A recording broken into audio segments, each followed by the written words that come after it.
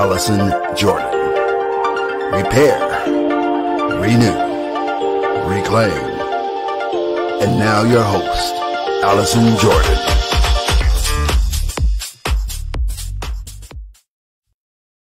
Yeah. I think we are at 1.12. I don't know. Hello, Brain Joes. Another episode of The Brain Truth with Allison Jordan at IntellectualRadio.com, an iHeart radio station. You can find us on Apple Podcasts. And pretty soon you're going to be able to hear us on 107.3 VIP. So we're very excited about that new partnership and that expansion. I got a lot of stuff to talk about because I do have to say a few things. First of all, did I have this shirt on last week? Can anybody tell me? I don't remember. I have a lot of red clothes because, you know, you guys, I wear red every week because my prophetess, spiritual advisor, June, she had a dream and I had a dream that I was supposed to have on red. First, I thought the dream said hot pink, but then she said no, because I'm covered in the blood of Jesus. So I wear red, and then my brain gang, they all wear pink. And so then I did like the little pink and red nails. So anyway, I didn't know if I had this shirt on last week. So if I did, oops, wait, didn't nobody tell me. So, okay, don't be talking about me if I did. Sorry. Anyway, welcome, Brangels. We have a really amazing show today. But first, let's get into our disclaimer. The Brain Truth does not serve the purpose of providing medical treatment or therapy services, diagnosis, prevention, or cure for any physical, mental, or emotional issue, disease, or condition. As a member of our audience, you agree that the Brain Truth does not assume liability for any physical or mental disease, condition, or issue, or any other type of loss or damage due to any information shared on our broadcasts. Okay. Let's get into our sponsors, because I just closed on a new sponsor today that I'm going to talk about and hopefully bring him on next week. So, of course, we are Swabs and Swirls. That is a COVID testing company that Dr. Rita and I founded. So if you guys ever need COVID testing for some upcoming holiday events or any weddings or any kind of event, we're a mobile company. Everything is free. Give us an email at swabsandswirls@gmail.com. And of course, Dr. Rita Lifestyles, NAMI South Suburbs, River Edge Hospital. And I'm going to talk a little bit about a situation that just happened last night about River Edge Hospital. It's good. And then we've got Pretty One Two Cosmetics, NAMI South Suburbs, The Brain Truth, Wakana, Epic Arts and Entertainment, Patch Party Club, and of course, American Foundation on Suicide Prevention and D-Champs. So those are our sponsors. We just brought in a new one. We'll talk about it next week because it's all about generational wealth and mortgage and life insurance. So I'll be, hopefully bringing on the owner of that company, Walsh Generational Wealth, and talk about our new sponsorship and new partnership with him. So getting to the sponsorship conversation, we need sponsors, okay? Desperately.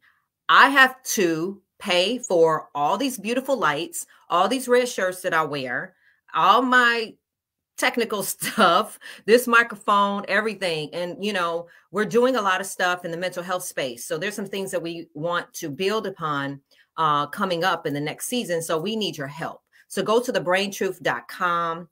And in there, you'll see all the different levels. We have the pink Truth Buster, red Truth Buster, and the purple Truth Buster. And just consider, maybe just giving us a one-time donation or a monthly donation. Or you can also go to our Cash App, and that's Cash App #The Brain Truth. Cash App, the #The Brain Truth. Or you can always go to thebraintruth.com. And please make a donation, anything and everything. We also accept prayers. We also accept help. We also need graphic designers, all kind of stuff, because we are growing, everybody. This show in the last 12 weeks has grown so tremendous. And I'm just so proud and so grateful and humble of the people that work with me, especially like Jesse Sanders. Did I say Sanders or Saunders? Sanders, the originator of house music, who runs everything that you see all the way from California and Las Vegas for me. And, my producer, executive producer, Stephanie Reynolds, and then all of the Brain Gang people. So we're going to be doing a lot of stuff coming up. And so we really need some help. But I wanted to talk before I bring on our guests, which I'm very excited about. Last night, so over the summer, I have a very good friend. Her name is Carmelita Hubbard, and her son was unfortunately murdered right over by River Oaks. And his best friend and his brother, his right hand, I don't want to really say his name or anything, but I was kind of got a call. And last night I spent many hours, and this is like what we do, right? So we were able to get him sassed and get him to an emergency room. And along with, of course, the Brain Gang, my superhero, Dr. Gettings, who was there to sort of guide me. And that's why I really want to talk to you guys about the importance of finding out how you can be registered as a National Mental Health First Aider. You can just take the class like I did. And I got certified as a mental health first aider for youth and adult. And I also am QPR certified in suicide prevention. So you can go to NAMI, National Alliance on Mental Illness, and you can find out how to get that certification, or you can email us, go to our website, thebraintruth.com, because I was able to talk to him as a peer. I'm not a therapist. It's not some kind of certification where you can do the work that Dr. Gettings does.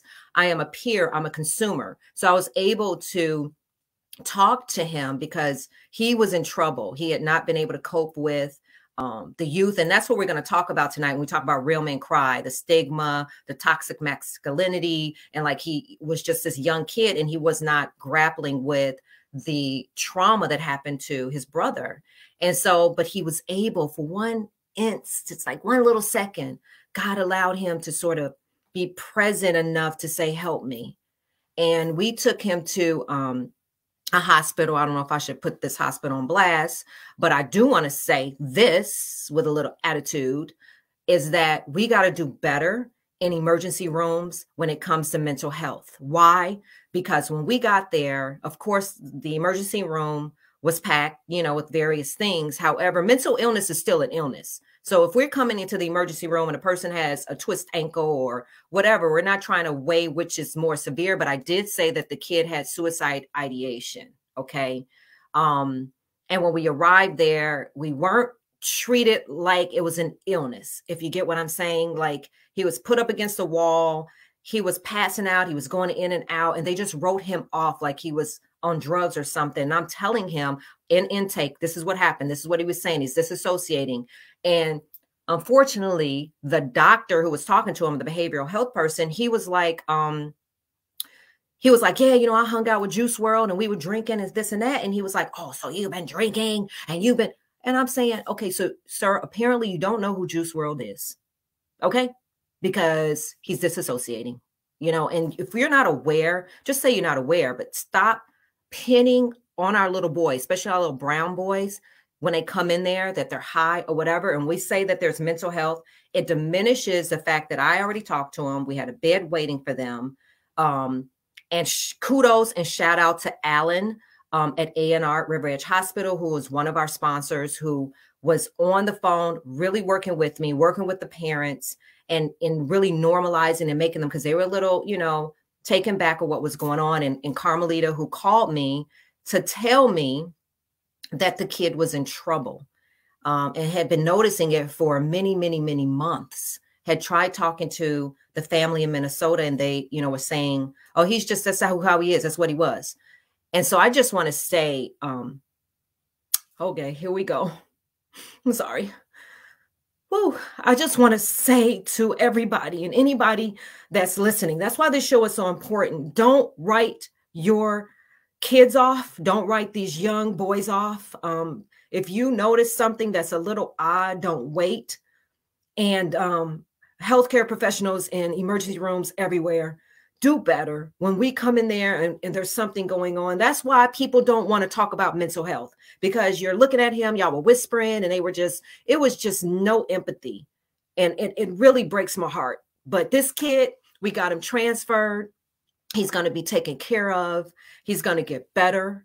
And we just want to continue to pray for this family, the Hubbard family. They were able to locate the guy yesterday on the same day that they located the guy who actually murdered her son over the summer. So that's, justice. Thank you. So that this family can heal and move forward. So that's what I wanted to share with that. And later on, I'm going to put up some stuff about getting health insurance, because at one point I didn't know if the kid had health insurance or Medicaid, because if he didn't, it was going to be very difficult. And then we would have to get him to a state facility where there's hardly any room. And it's just a lot of stuff that I think everybody right now needs to get a pen and paper. If you have a little boy, Christine, I think I saw you say something up there. Can you bring that back up? You have two incredible boys. Video froze. Can someone type the names of the certifications in the comments? Oh, I was freezing. Oh, I didn't know I was freezing. Yeah, so that was a mental health first aider. I don't know who can type that in, but mental health first aider for youth and adult, and QPR and suicide prevention. You can go on to thebraintruth.com, click on the logo on NAMI South Suburbs. Click on that logo, reach out to I'm a board member for them, and Lisa Guardiolo, who certified me. She can tell you how to get certified. I don't know. I think a certification is coming up again, but it will help you learn the signs and everything when a person, either adult or youth, are in trouble, and how to speak to them in a way to enroll them to get help, because there's certain things you can and cannot say. Okay. So that's that. So I think I shook that off because I had to get that off. Okay. That's all out of me. Okay. So we're going to be talking about men and mental health. We have a 3-part series called Real Men Cry. Tonight, we're going to be talking to a international, well-known actor, comedian, Sean Morgan, who's brave enough to come on here and tell us his truth and his story. I'm going to be talking to him. But I just want to first kind of tell you a little bit about our men. 6 million men suffer from depression per year. I said 6 million. Okay. 43% admitted to feeling regularly depressed. That's a lot. I mean, well, considering, right? But the statistics associated with men's mental health in our nation are hard to grasp, okay? 75% of all suicide victims in the United States are men. Did you believe that statistic? And this is all from NAMI and mentalhealthnational.org. Suicide is the leading cause of death among men. And this whole kind of, that word entanglement of depression and suicide. So 75%. Before heart disease, accidents, cancer, suicide and depression kill men at a greater rate. Did you know that? That it is a silent epidemic of mental health issues growing among men in the United States. And the reason we say silent is because men don't talk about it. They sweep it under the rug. They have societal kind of pressures that ain't nothing wrong with me, I'm good. And we're going to talk about that toxic masculinity that I mentioned earlier. And that is why it's a silent thing, because, you know, when your man is not, we just be like, oh girl, something wrong with him, or he's this, or he's that. Again, writing them off. And I say it all the time. If I knew what I knew now, I would have changed the way I might have communicated to men that was in my past, because now I know that they had issues with mental wellness, poor working conditions, high workload, work stress, and lack of social support have been associated with a higher likelihood of mental health issues in men. Traditional gender roles. This could include feeling pressure to be a provider, right? And the whole societal discouraging men to talk about their feelings. So men are more likely to experience mental disorders in all these 3 categories: anxiety, depression, and alcohol abuse. Serious. Okay. So with that being said, know these numbers. Okay. 75%. Hello. Don't look at your man. Don't call that man crazy all the time. Seriously. Start paying attention, guys, so we can start standing for our men. So I want to bring on my brother, my friend, my dude. He is literally the funniest. I think he's one of the funniest comedians alive. I really do. He's Chicago-owned Sean Morgan, who broke into the comedy world under the tutelage of the late, great Bernie Mac. Over his comic career, he has been on stages such as MGM Grand in Las Vegas, LA's Laugh Factory, which I know, and the Civic Center in Atlanta, and had multiple appearances on the acclaimed Comic View. Sean has also appeared on the Queens of Comedy tour and has opened up for many, many comedians. I mean, I'll be here all day. But D.L. Hughley, Earthquake, D-Ray, Damon Williams, Arnett J, Cat Williams, blah, blah, blah. Sean is featured on the Big Black Comedy Show, Volume 3. P. Diddy Presents the Bad Boys of Comedy. Oh, yeah. Y'all remember that. Seasons 1 and 2, which is also available on Netflix right now. And Sean is also been everywhere. I want to tell you this, though. He also toured with Chris Rock, Cedric the Entertainer, Michael Basin, Bruce. I could be here all day. The dude is funny. He's my brother, Sean Morgan. Here, check a little clip out. This was from Sean Morgan of the Basin After Dark. I think he's got it queued up. Hey, Sean Morgan! Hey. Men and women cheat for different reasons. Like men cheat for the pure physical aspect. Loading. Oh, wait a minute. Why is it loading? Women do it for the emotional aspect. That's just what it is. See, if a man get cheated on, he should be mad because that means it's his fault. If your woman cheat, it is because maybe you need to stop playing PlayStation and man up, Okay. Men do it because we just stupid. We just like loading. Okay, it's loaded. Oh well. Sean, you can do jokes by yourself. We don't even need you. For real. We can have the best women in the world, and women miss. What happened to Sean? Oh, everybody's loading. I'm just here. I'm just by myself. Well, anyway, Sean Morgan is, I don't even know what to tell you because I got to wait for him to come back. But Sean Morgan is one of the funniest people. Can you hear me, Sean? Yes. Okay. I don't even have to look at that because, I'm one of your biggest fans. So this is my brother, Sean Morgan. Howdy. How long have we known each other, Sean? Ooh, closing in on 20. 20 years? 20 years, yeah. Oh, my God. Hey, Sam. Hey, Chuck. So, yeah. Sean, okay, so I met Sean. See you cheating on our end. It ain't really the fact that we don't like you. Off the video. We can take that off. Just the fact we don't like just you.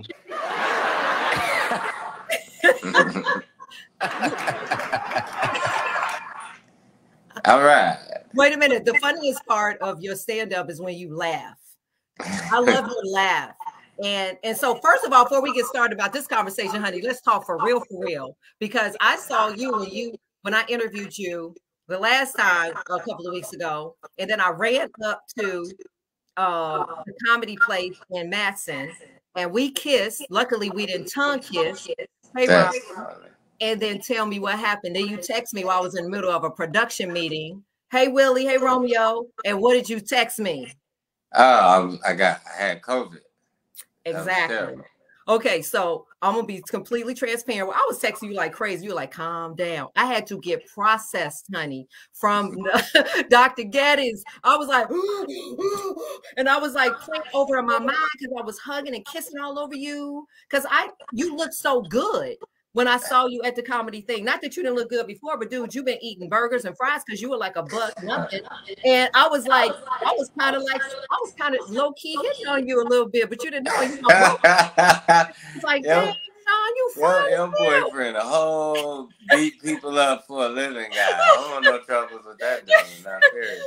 Oh my gosh, but you're okay now, right? Yes. COVID. Yeah, I was one of the fortunate people. I won't say asymptomatic, but very minimal. I got hit a little bit, but not heavy. So you lost your taste. You lost your taste and smell and stuff. Yeah. That's what made me get tested because I didn't feel bad. But when that happened, because of what I do for a living, it was like, okay, it's time to go and get tested, so I'm not, hurting anybody. Yeah. Well, you did. You put it out right away. You text me.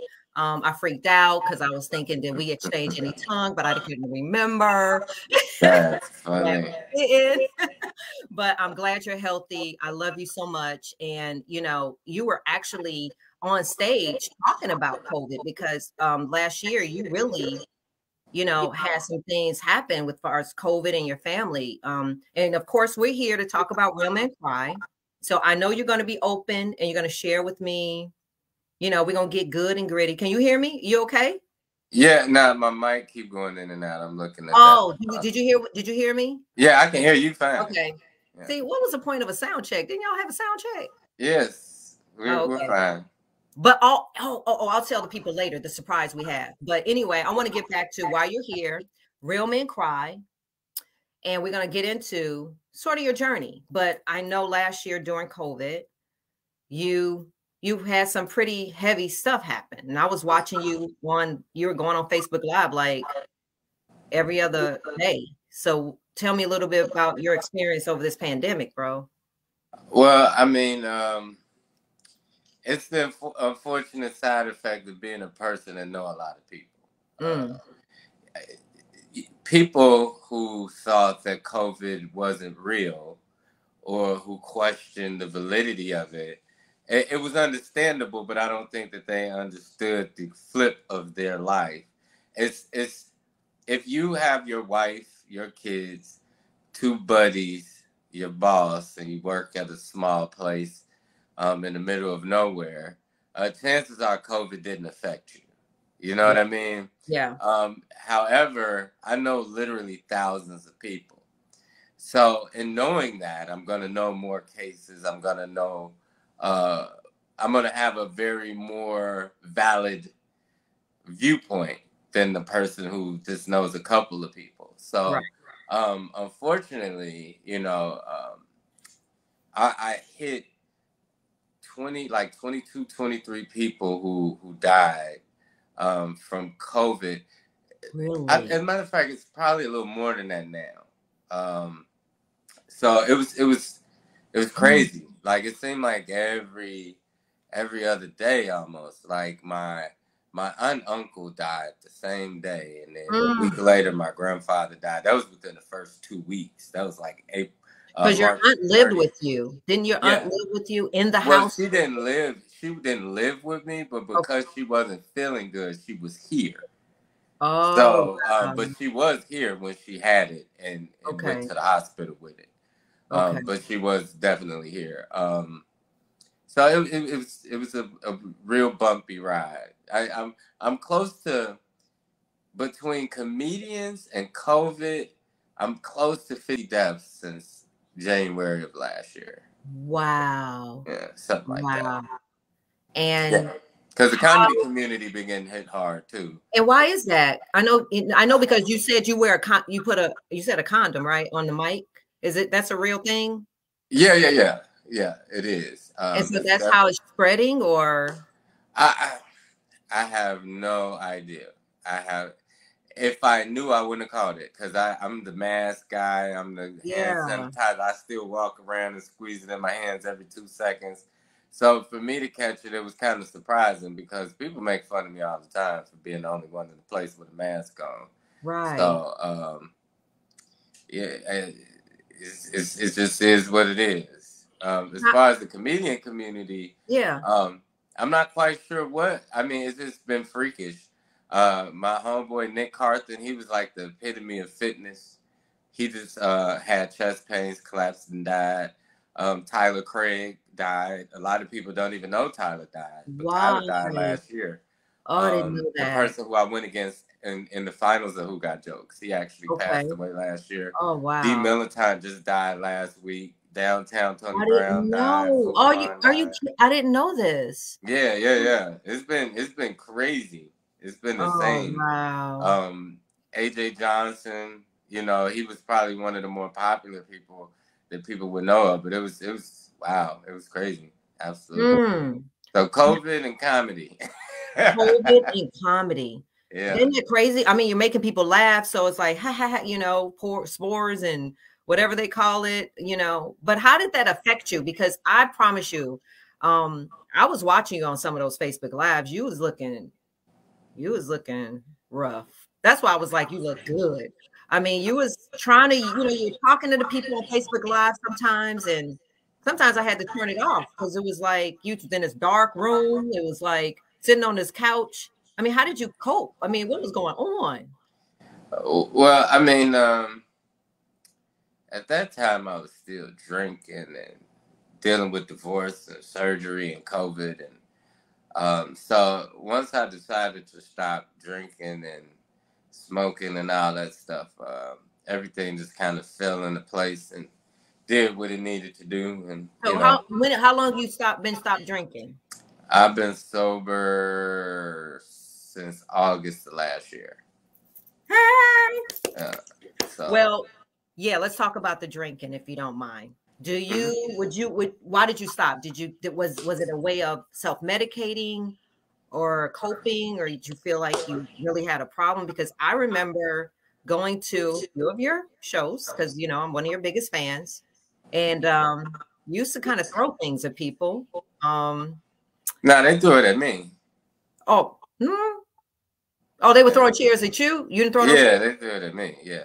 Nah, why were they throwing stuff at you? I'm just very brutally honest, and some comedians, when they go against people or say something, they're like, "Oh, I'm just kidding," and I don't do that. So that offends people because I don't say, "Oh, I'm just playing." Like you can tell whatever I'm saying, I really mean it, and that hits people a little bit differently, especially if you cut a little deep.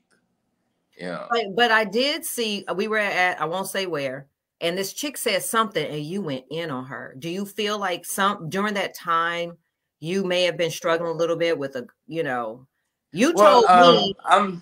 I'm a defense mechanism, and unfortunately alcohol is an inhibitor. Yeah. So in situations where I know to quit now, like, I can see if it's getting a little mean or out of control. So now I can kind of stop. Whereas now you have more self-control. Yeah, she was going in on alcohol. You was like, you was going in, and you told me you was going in, and it was a little rough to watch, and I know it was bad. And you told me recently in a conversation, you said, Allison, you're one of the very few people that I've fallen out with. Why? You be falling out with people. Why did you? Because again, was it linked to anything that you can say? Well, I mean, it was linked to a lot. I mean, first of all, people don't understand being a comedian in itself is insanity. We're taking the number one phobia and trying to not only public speaking is the number one fear in humans. And we're not just doing that. We're taking it another step. We're not just talking to you. We're actually trying to make you laugh. Right. So being a comedian in itself is insanity. But being a comedian is also a coping mechanism. And that's why typically the better comedians had the most tragic kind of lives. I mean, Richard Pryor is arguably the number one comedian of all time, and he grew up in a whorehouse. You know what I mean? With his mother being a whore. So, like, I couldn't imagine. Like, every day, people, random guys, random Johns coming in and out, and, that had to be something. You know what I mean? So, it's a movie that a lot of people have not seen. It's called The Tragic Side of Comedy. And it really explains... it explained a lot. Like 85% of comedians suffer from mental illness and or addiction. Low self-esteem is a big thing amongst the comedy community. That's why they were kind of catty. Didn't know that. And it really breaks down the psychology of comedy. Yes. And why, a lot of people don't realize that comedians are the number one suicide people in entertainment, followed by singers.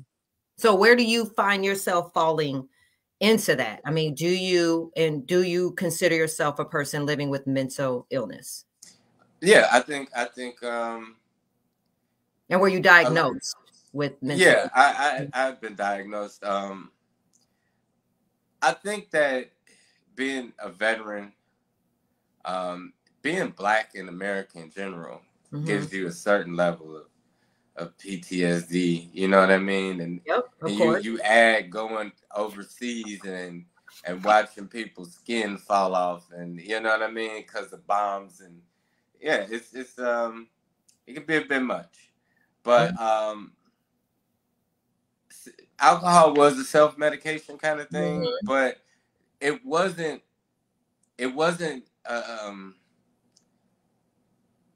alcohol and drugs are actually encouraged in our field. You know what I mean? Well, yeah, they like to get the audience drunk so they can laugh. Yeah, they want the audience drunk, but I've been back there. I see it. Like y'all. Yeah, they encourage you to be inebriated. You know what I mean? So I don't think that I self-medicated because I was sad. I think that, I used to say it as a joke on stage, like, I'm not an alcoholic. I'm a social drinker. I just know a lot of people. You know what I mean? So that's what I always kind of looked at it as. So it wasn't necessarily a coping mechanism, but it was a part of the culture, part of what we do. And tell me, you mentioned you were in the military. Do you have PTSD, or where did you serve? Absolutely. First of all, thank you for serving. I didn't actually know that. Yes, I'm a veteran. Yeah, I was in the Navy. I had to go to Iraq and an emergency thing, and my job in the military was intelligence. Like, we were the people in charge of communications and making sure that everybody was informed of what was going on. So that was part of my job, to see things that most humans aren't, shouldn't see or know about or whatever. That's why we had to have such a high clearance level. Yeah. So, you know what I mean? Excuse me. That's why when I hear people talk about COVID is a government thing and blah, blah, blah, like, I still have friends that's serving, and they didn't know what to do with them, so they just pulled them out to sea or kept them on bases. So they weren't prepared for it. If it was something that they did on purpose, the military is going to always be the first people that's prepared for it. And with them not being prepared for it, you knew it wasn't something intentional. Exactly. Well, yeah. We didn't listen to that garbly-gop. Yeah. So, but a lot of people thought it was like, oh, it's a conspiracy. They did it on purpose. And it's like, first of all, it's all over Earth. I don't think that they would destroy India to get to Americans. Like, that don't even make sense. But most people aren't logical. So most people are emotional thinkers now. So that's another big problem, especially with mental health. Like, tell me about your brother. Yeah, I can't talk about that. It's a reason that I can't right now. It's too hard. It's too hard. No. It's something that I'd have to talk to you about but I can't discuss that. Okay. Well, we won't talk about that. But I know that I've got some people here that are part of my brain gang, because we do want to delve into this whole topic about toxic masculinity and why it's been so hard to really get men to admit. And I'm glad that you are just open to it. I'm glad you're just kind of letting it roll off your tongue about your diagnosis, about struggling, and those statistics you told me about comedy. That's mind blowing. I did not know that. Yeah, I mean, you if you look at the Richard Jennies and the the Robin Williams, what's my man from Chico on the Man? He committed suicide. Yeah. Well, Robin Harris, I booked him on his last show. He was at the Regal Theater. Yeah. That was crazy. Hotel. He had just did my show. Yeah. Yeah. So, it's I always say that the stage is our couch. And, you did say that. It's doubly hard being a black man and a comedian, because no one takes you serious. Like, I can have the worst day ever, and they be like, shut up, Sean. Laugh it off. You know what I mean? Like nobody, you can be dead serious about something, and nobody takes it really that seriously. Yeah. And so I get it doubly. Like, you know, the toxic masculinity on top of being a comedian, it's like you really not taking it serious. So yeah. I always encourage people, if you feel like you need help, to talk to people. And the biggest thing that I've learned, like you asked earlier, why did I stop drinking? I stopped drinking because people who drink heavily die early. And I wasn't in a position in life where I felt like dying.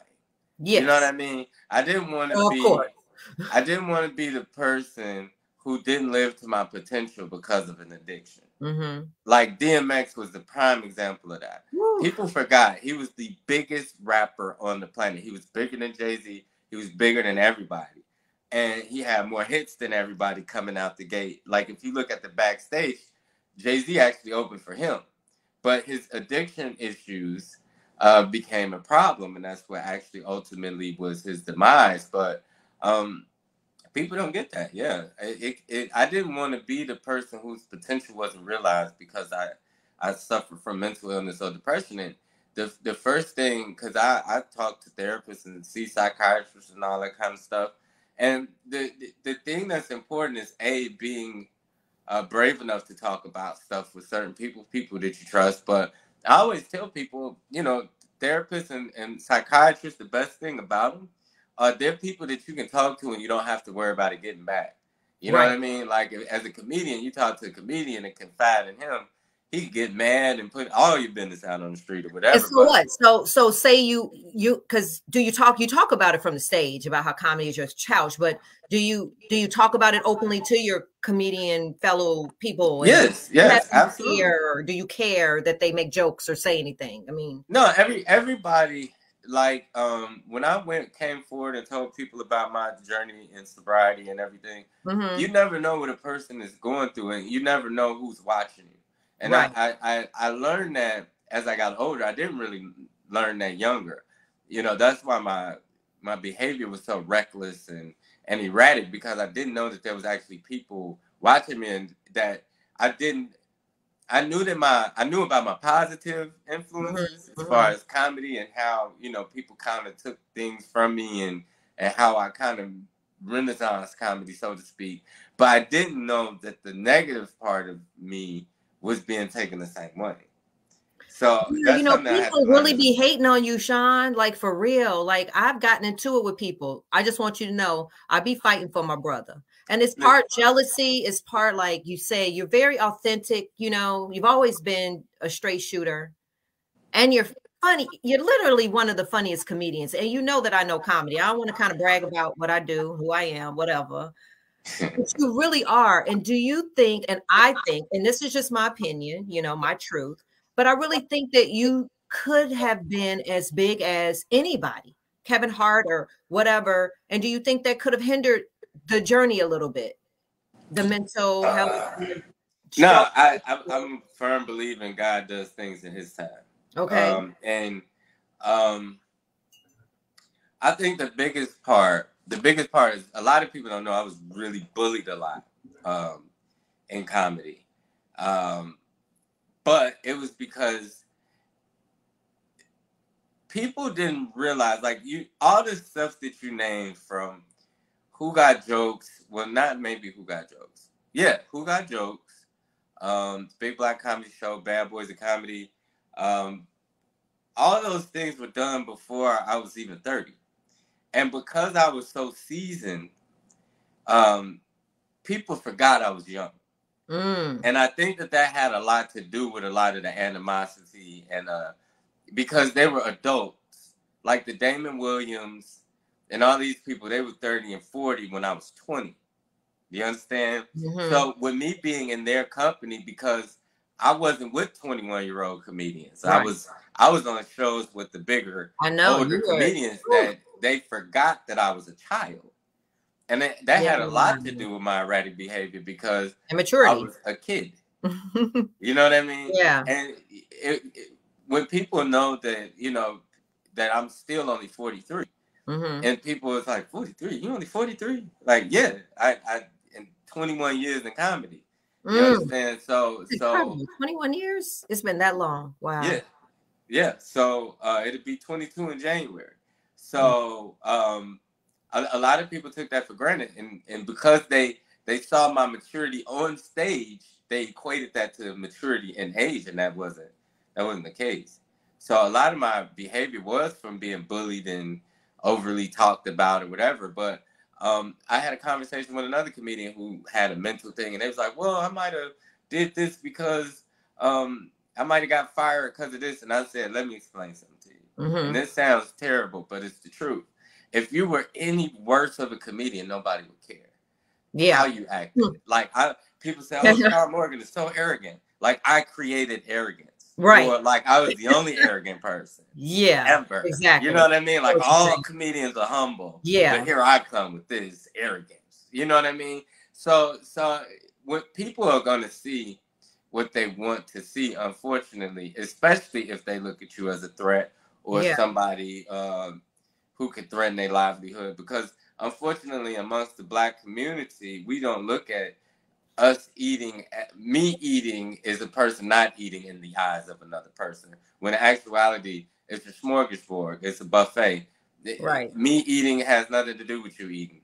Walmart is still open, even though Jeff Bezos is a trillionaire. You know what I mean? Exactly. There's still a Target. There's still a Walmart. And he definitely cornered a market, but there's still people that's thriving. You know what I mean? Yeah. So until people have that mentality or whatever, it'll continue to be that way.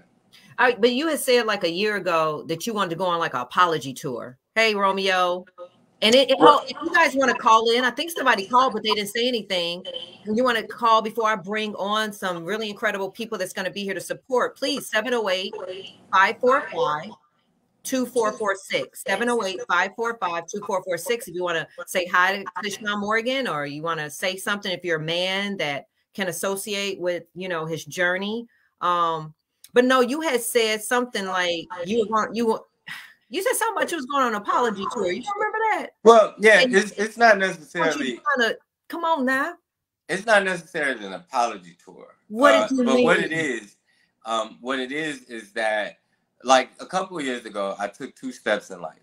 The first step was acceptance, understanding who I am, what I am, and the second step was accountability. Understanding what roles I played in certain parts and instead of playing a victim.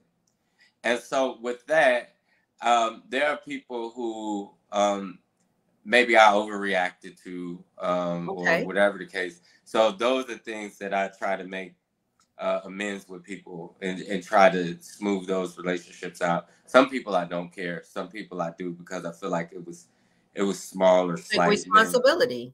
Yeah. Yeah. And so the crazy thing about humans is everybody wants God to forgive. They want to live their life how they want to, and God forgive them, but they're not very good at forgiving themselves. Exactly. And, at the end of the day, outside of being mouthy, I've really not done too much to people. I don't owe anybody any money. I never hurt anybody. I never punched anybody. I never did anything other than run my mouth, which people do all the time. Yes. You know what I mean? So, if you can't, and you're funny and you were a threat.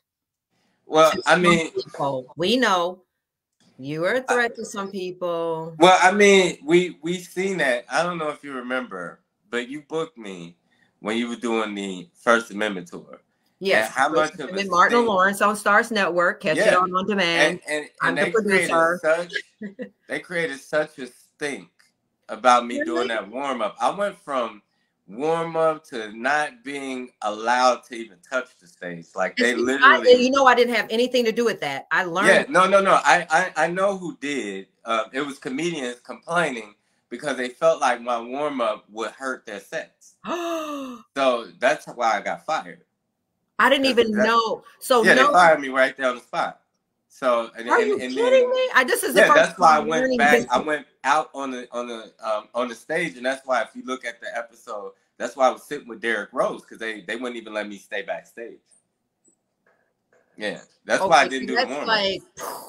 So mine. And Doug actually fought for me because he was like, "Nah, Doug, Doug Williams, I don't even know him like that, but he was like, man, he's a funny guy. Like, why would y'all do that?" people literally felt like my warm-ups would have destroyed people's and sex. That's why I say you were a threat, but I didn't know that part. Did we ever talk about that? I don't think you ever told me. No. Okay, so everybody, I produced the show, but I didn't have anything to do with firing you. I think I saw. No. I know who. I have 40 comedians. I had 40 comedians. Martin Lawrence flew in. It was a big to do. If you guys ever check out the show, you know, I've done a lot of stuff in comedy. That's why when I tell you this kid, he's funny, funny. And I remember seeing you in the basement, and I don't want to mention who was there, but we know who. And I remember there was just this thing that he was so insecure around you, and he was so threatened by you. And maybe that's so unfortunate. I apologize, but guess what? Sean Morgan, I think you're one of the funniest guys. I know that God is directing you right now in the season. We've got some stuff we're getting ready to do together, but I want to bring on my backbone. So we have what's called the Brain Gang, and the Brain Gang are a mixture of the antidote, the people that, you know, help me.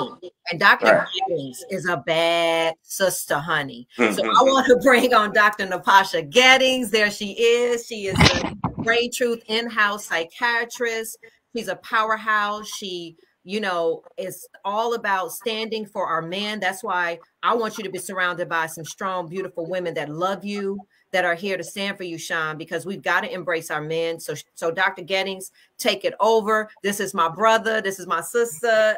Hi. Hey. And what's up, Doc? Hey, what's up, everybody? I'm so just sitting here listening to this conversation and hearing all the things that you all are bringing up. And I think the one thing that I want to say in general is that we have to talk about toxic masculinity and understand how it impacts health, and not just mental health, but overall health, right? So when we look at the health of African-American men, it is atrocious. And when we look at the rates of suicide, we know, like Allison mentioned, that men are 3.5 times more likely to commit suicide. And this whole idea of, you know, boys will be boys and, you know, it's a man thing, you know, whatever you want to call it. One of the things that falls in that rule book is don't go to the doctor. So I'm here to talk about that part, not even just talking about therapy. Okay. But we're talking about heart disease. We're talking about diabetes, prostate cancer, just men's health in general, because I'm a health advocate. So yes, the brain is one part of your body, and we definitely need to focus on that, but we also have to just focus on longevity, like you mentioned. When you are not able to express emotions because of societal norms, when expressing that you are struggling with anxiety or depression is somehow stigmatized and you weak, bro. You know what I mean? Those types of mindsets is very damaging. So what you will do is you will grin and bear, and then what? Right? I think I read 1 in 5 men will not reach the age of 50 in America due to issues related to toxic masculinity. And let's be clear, there's nothing wrong with being masculine, right? But we're literally talking about a set of behaviors that range from domination, intimidation, misogyny, control, aggression, all of these behaviors that force us not to have healthy relationships, impact our kids. You can't be close to them. You can't share. You can't be emotional. You can't be a caregiver. All of these norms that we've created and normalized. And so we have to have more conversations about how not only our men are processing emotions, but just how comfortable they are talking about things that would otherwise be categorized as a weak. You're weak. You need to man up. All of those things. Yeah. What are we teaching? Well, can I interject just a second? I hate to be rude, but I think you rude. No, I'm kidding. I think that another issue, like let's take what happened yesterday, with the Facebook Live thing. You heard about that, right? No.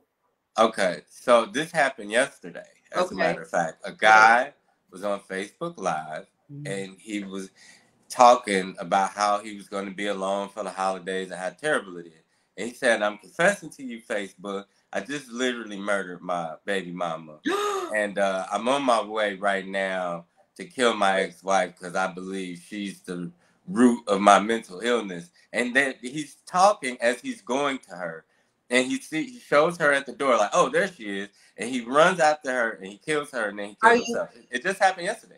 I missed all of this, and I'm glad I did. So it's not what I think what the disconnect is. I'm not a doctor, but I think that the big disconnect is not that it's toxic masculinity, so to speak, but it's like, my dad taught me something, and I think that if more people incorporated it, we would have a different space as men, and that's, don't get upset with what you can't control. The only two things you can control is yourself. You can never control another person. However, you can control how you react to that person. Yes. And so, like him blaming those women for him being homicidal, that's kind of where the disconnect, like, come on, bro. Like, if you telling somebody that, it's like, that's not toxic masculinity, but that's not really a masculine trait either, to be that distraught. You know what I mean? Yeah, but so I'm not trying to feed into the toxic masculinity thing, but certain things you have to kind of be in control of, because you control your mind. It's not the opposite way. You control your thought process. Your thought process doesn't control you. And as I learned that from therapy and therapists, like, you know, you find the silver lining.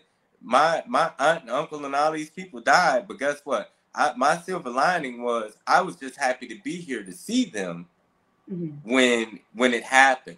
Yeah. So I could have not seen them at all, but I was able to see them, and I took peace in that.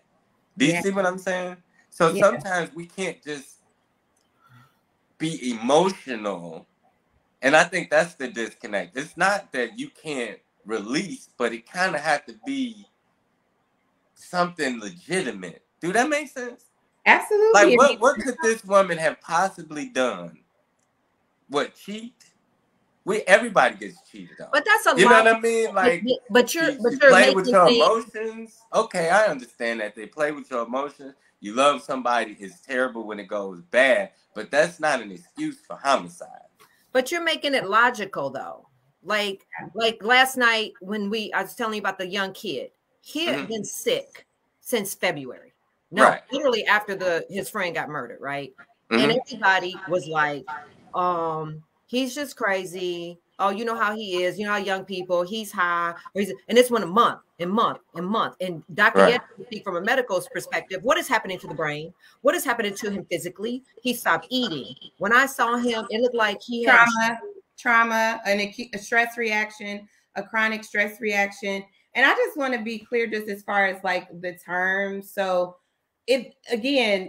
we're not vilifying being masculine, right? We are talking about a set of behaviors. Toxic masculinity is behaviors that lead to destruction. That's the best way that I can put it, that oftentimes are promoted as a necessity to be a man, right? So when we talk about what you just said, Sean, like what happens when someone vilifies someone to the point that they feel entitled enough to go take their life, right? Whatever happened in this relationship, whatever broke down, this person got to a point where they projected so much blame on the other individuals and felt entitled enough to take their life. And when you look at that, and and you said like, well, I don't want to misquote you, but just as far as thinking about the things that impact our thoughts, how we're raised and what we're taught, social norms and expectations that are placed upon us with people who are rearing us oftentimes shape how you would respond to that situation. So I'd like to ask a question, right? What do you think may have led to him being okay with or saying in at that moment and putting it on Facebook, right? I'm going to what? Was he revenge or people are responsible for my pain, and so now I'm going to hurt them. And like I always say, hurt people hurt people. Yeah. So I would have a lot of other potential solutions to him dealing with his pain and what he did. Well, I think that that was just weakness. Because at the end of the day, we've all been hurt. There's no person who can say, hey, I had perfect relationships. I married the first person I ever dated, and it went swimmingly well, and we died together. Not many people can say that. Mm-hmm. Everybody handles things differently. I understand that. But it's the logistics, it's the mental illness that creates that void, in my opinion. Because logically speaking, why would I do, like, guys who get into it with women or kill women because they're unfaithful or whatever, why jeopardize vagina over vagina? But it's mental illness. Because where you're going, you'll never see another one. Right. So what's the logic in that? But like you get what I'm saying? Wait, somebody has a comment. Let's read that. Read that, Dr. Gettings. What did that person say? She said, I think the disconnect comes in the wording toxic. It's simply toxic. So many people associate masculine behaviors that are not toxic as toxic. Because of that, a lot of men unsubscribe to the thought as soon as they hear it. She's absolutely right. So can I please just allow me? Because I took some notes, okay? Masculinity is a set of behaviors and practices that have traditionally been associated with men and manhood in our culture. Mm-hmm. Again, masculinity is a set of behaviors and practices that have traditionally been associated with men and manhood in our culture. However, when you add toxic to that term, it refers to a subset of behaviors which are harmful or destructive. Again, there's nothing wrong with being masculine. We're literally talking about behaviors that fall under that umbrella that can include domination, control, aggression, predatory behaviors, homicide, things like that, right? And we don't want to completely confine it because women can be homicidal too, right? But at the end of the day, we're focusing today on masculinity and these toxic behaviors. So, and to your point again, all of us have been hurt, right?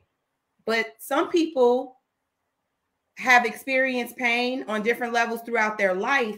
And so when they get to this point in their timeline, right, they act out all of that hurt and untreated pain and agony on one person. Mm-hmm. There are a lot of people who are killed every day because of suppressed pain that explodes one day. And and my real just desire from this show tonight is to let people understand that when you do suppress that, when you do self-medicate, when you don't get help, one day it comes out. It could come out as a heart attack. It could come out as a drive-by shooting. It could come out in a lot of different ways, right? But you are absolutely right, Sean. We know those women didn't deserve that. What about that made sense logically? Nothing. But emotionally, an emotionally unwell person did that. And may even at this point feel vindicated. We don't know, right? Happens every day. Well, he's not vindicated. He did too. So I mean, okay. So it's a murder-suicide. Yeah, he killed two people, killed himself with his kids in the car.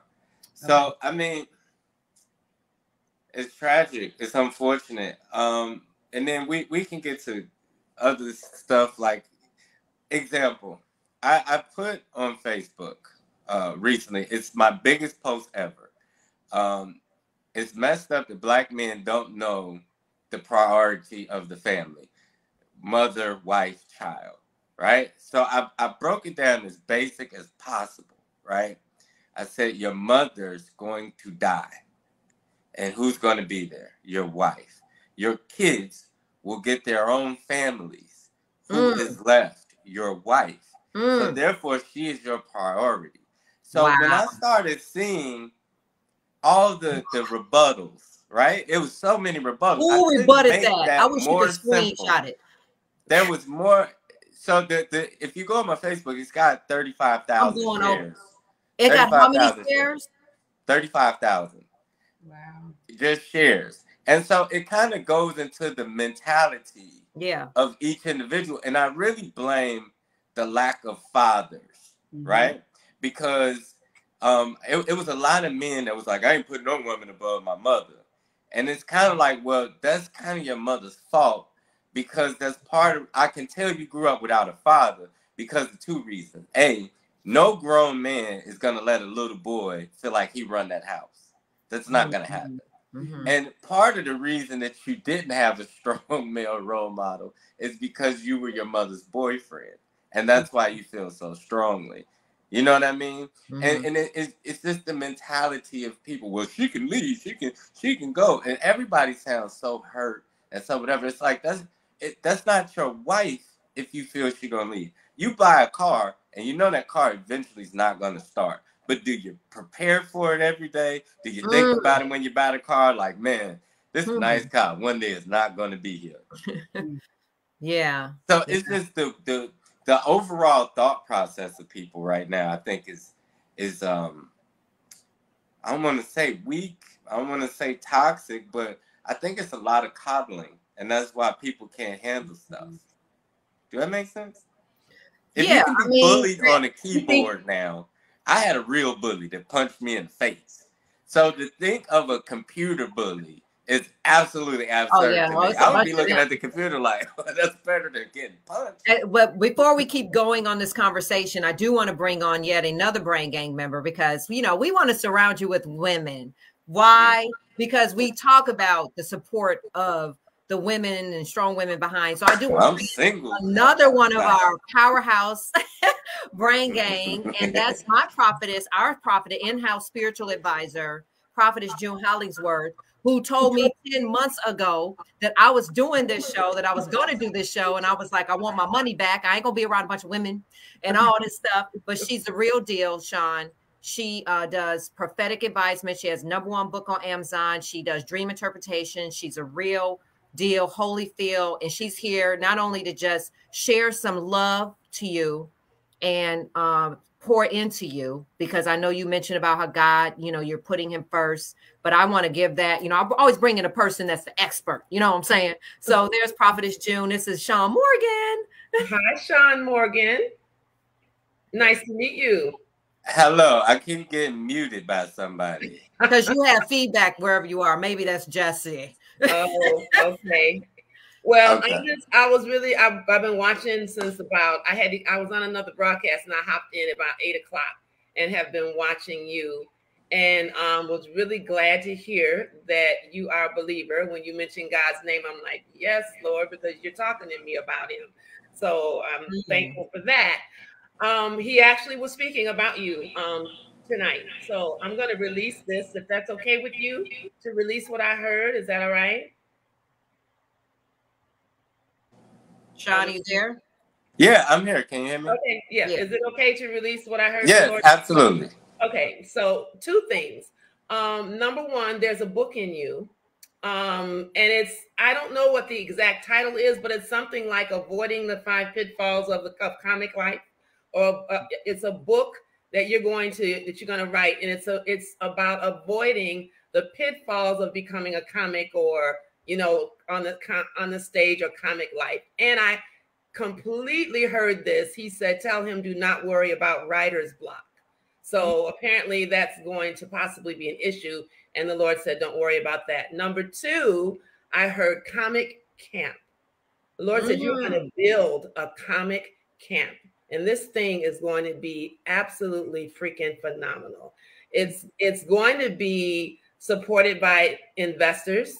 And to hear Dr. Gettings and Allison talk about the mental wellness piece of this, it's not just to teach young people, how to enter into the world of a comic, but it's going to be all encompassing. You'll have therapists there for, because I'm sure you could probably talk about how comedy is used to avoid mental illness, to avoid issues dealing with mental illness. I have someone that I know very well in my family that, that's how they got through the trauma in their life, was jokes, always making people laugh, avoidance. So this camp is going to have many services, more so than just teaching someone how to become a comic. But I heard it. I heard comic camp. And that's what I heard the Lord say is in your future, because we all have to know what our purpose is.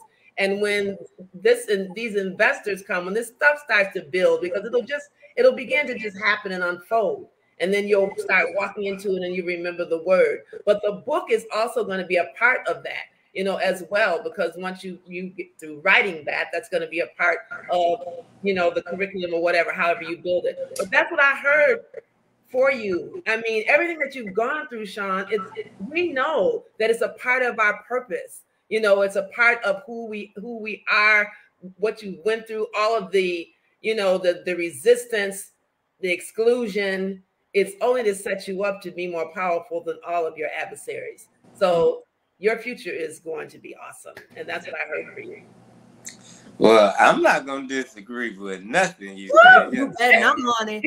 I tell you don't. No, it's funny because my brother just called me yesterday and he wants to do, like he said, we'll get together. I'll buy the software. We need to write a book about how we grew up. It's funny that you would say that today. I just because we just literally talked about that yesterday.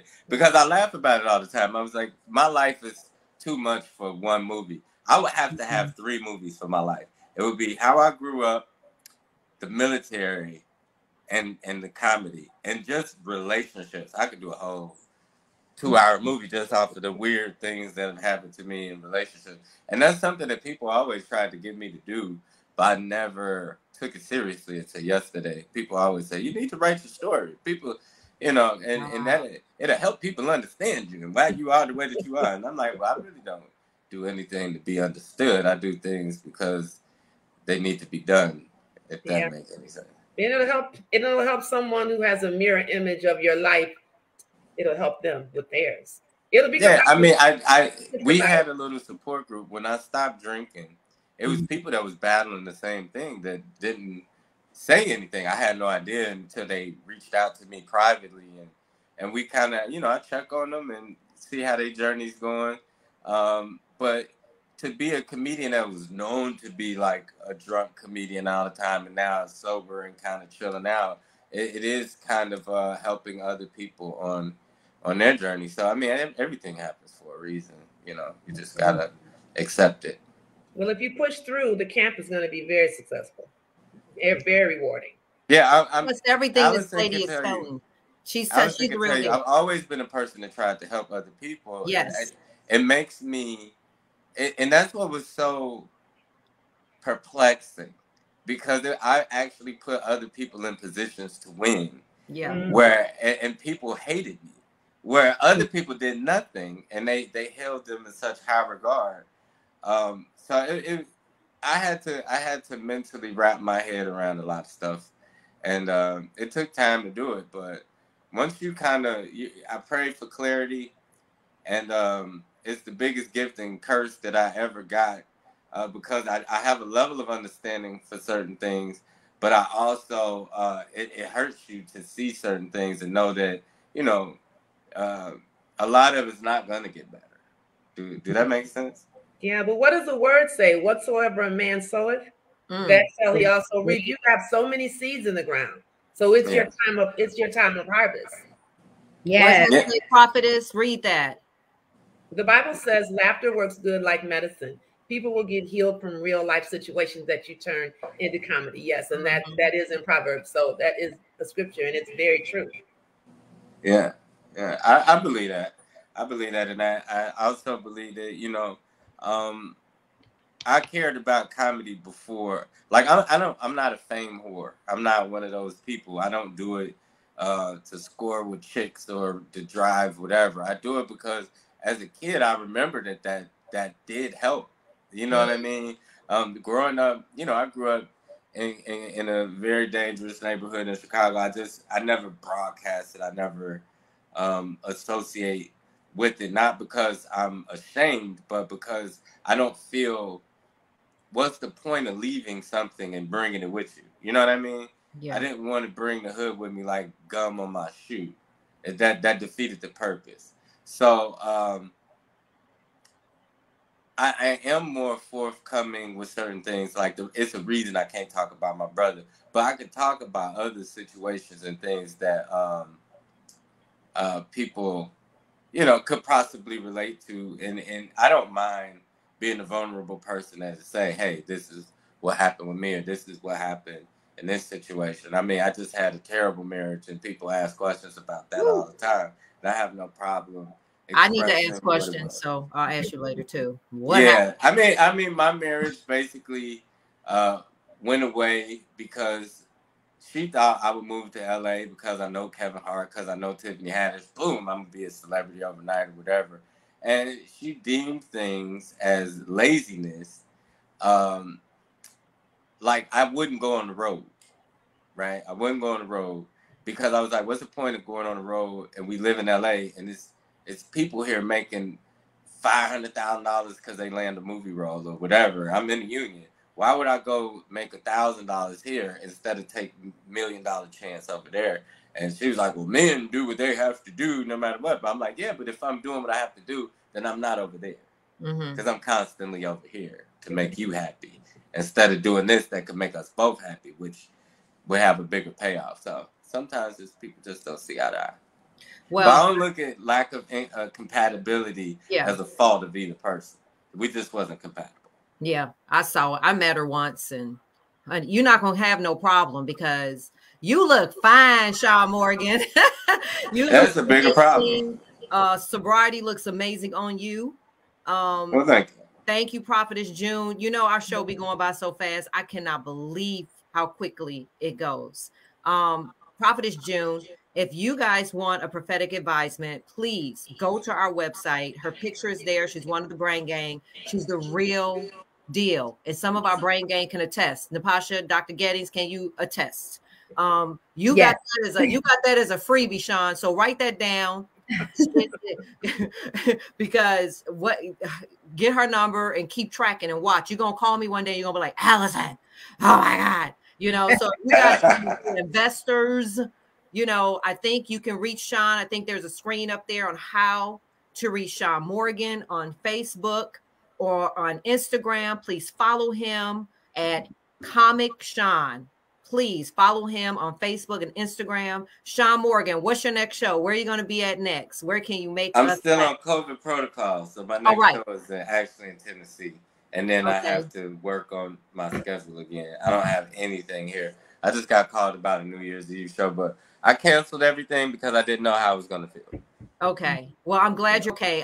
Dr. Gettings was actually one of the people processing me when I was on, don't be laughing at me, when I was on the production call, when I had a major breakdown, when you text me, I was like, yeah, you know, and then we're going to do a show. And I looked at my phone and went, whoa. Reality. Come here. She started processing me and I was like, we're covered. I told her she was okay. But I'm glad you're okay. Any parting words? I want to start with you, Dr. Gettings, and then Prophetess June. I want to end with you, Prophetess June. If you want to close out, just put a cap on it, and then I'm going to go ahead and talk about the next show and put up some screens. So, Dr. Gettings, parting words. Oh no, wait, erase that. Sean Morgan. First, I want to ask you, how was your night with the ladies?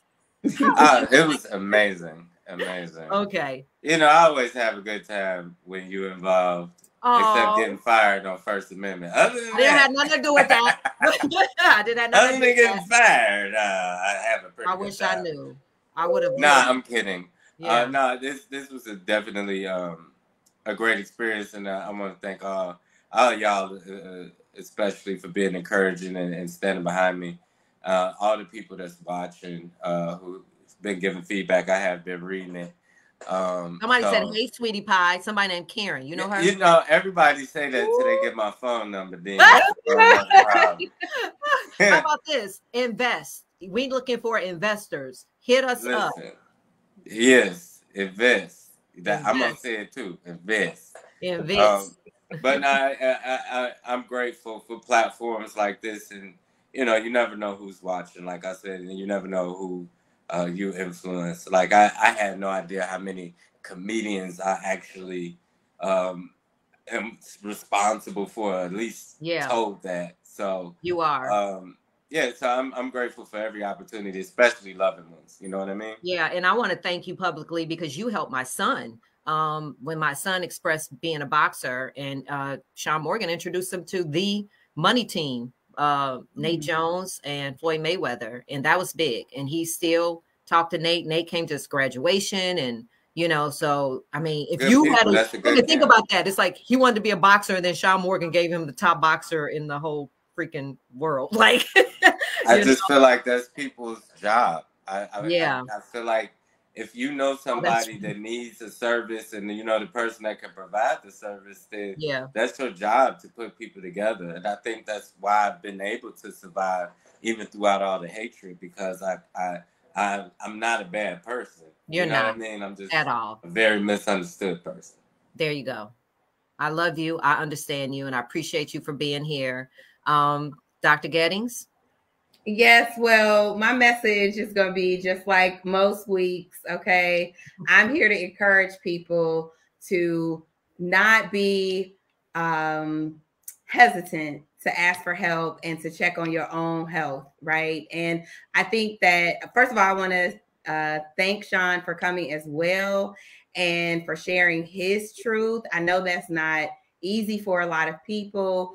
And I think one thing that we hit on tonight with this topic is we can oftentimes shy away from learning more about behaviors in ourselves, depending upon the label that we put on it. Mm-hmm. So I want to say for tonight, whatever we call it, right? There are certain behaviors that we know lead to unhealthy outcomes. Yes. And here at The Brain Truth, we are all about longevity and healthy outcomes. So I just want to encourage everyone out there, if you need to talk to someone, it doesn't make you weak. It doesn't make you emasculated to do so, especially to our men. And that whole part. That whole part, Dr. Gettings. And Prophetess June, I want you to close us out. Pray for the young kid that I think I mentioned that's, being transferred to intake and to be hospitalized. He was brave enough. And for Sean coming out and being an example, and any man that's watching or anybody that has someone, a man in their life that they love, just encourage us and give us covering so that we can know that we're saving our men. We love our men. We need our men. So. Okay. I'm sorry. One quick thing. I'm sorry. And this is important.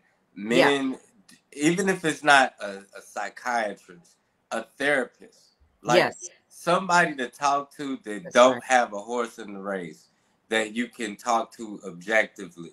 You know what I mean? It helps. It helps a lot. Where you could just go and vent, and you don't have to worry about it coming back or being judged for it, or just to get it off your chest. Sometimes it just helps to do that. Thank you, Sean. Okay. Lord, we thank you for this night. We thank you, Lord God, for your word, because in Proverbs 18:21, it says that death and life are in the power of the tongue, and they that love it shall eat the fruit thereof. So therefore, we release life unto everyone that's watching tonight. We release life unto all of you that are going through a time of intake and looking for mental wellness and seeking help. We release the spirit of intervention into the lives of those to stop anyone from taking their life. We come against the spirit of suicide, and we cancel its assignment right now in the name of Jesus. Lord, we thank you that you are a God that said, I know the thoughts I think towards you, thoughts of peace and not of evil, but to give you an expected end. So we speak Jeremiah 29:11 over all of you tonight that are watching, that you will have a good end, that 2022 will bring in a great time of mental wellness in your life. You will be free from every attack. We cancel every demonic assignment over your life, and that you will walk in the fullness that God has created for you. We pray for all of our men, and we speak that you are God's highest creation, and therefore you will live what God has planned for you to live in your purpose, and to see it through to the end, that you will be able to live exceedingly abundantly above all that you could ask or think, according to the power that works in you. And we decree tonight that the power of God is strong in you. So we thank you, Lord, for the blessing, and we honor and praise your name in Jesus' name. Amen. Amen. Amen and amen. Thank you, Prophetess. Thank you, Dr. Gettings. Thank you, Sean. What a show. Oh my goodness. See, I have extra mascara on. God bless you guys. This was another episode of The Brain Truth. If you or any man you know is struggling with mental health, Here's some of the many websites. They're therapyforblackmen.org, headsupguys.org, and Dr. Obari Cartman, who is in Chicago, and he has an incredible organization. They do the men's circle. Go to his website, get those resources. And I think earlier we talked about getting insurance and making sure you have insurance, because, and the instance that happened last night, I'm glad this kid went online to apply for insurance. So I think we have the information about how, or you know someone who needs health care, please log onto these websites for more information. Illinois, that's County Care, and Biden Care Marketplace. So write this stuff down so that, you know, unfortunately, Dr. Gettings can attest that we need insurance. It's an illness. So apply for that. We'll put it on our website so that you guys can see it. Next week, we have a 3-part series, Real Men Cry. And next week, we're going to be talking to a powerful show about overcoming sex addiction. Alexa Ray, who is one of our sponsors, she will be on with her husband, and they will be discussing how they were able to keep their marriage together through his sex addiction and how they have channeled that pain into power. So be sure you log on, because you want to navigate sex addiction, which is going to be explored, so you don't pass any judgment or come with your eyes and your heart open, so we can have this open dialogue. Welcome this man in who's brave enough to discuss his journey. And so we're going to wrap our arms around it so we can continue this conversation about Real Men Cry. That's our show tonight. See you next week at thebraintruth.com. We love you.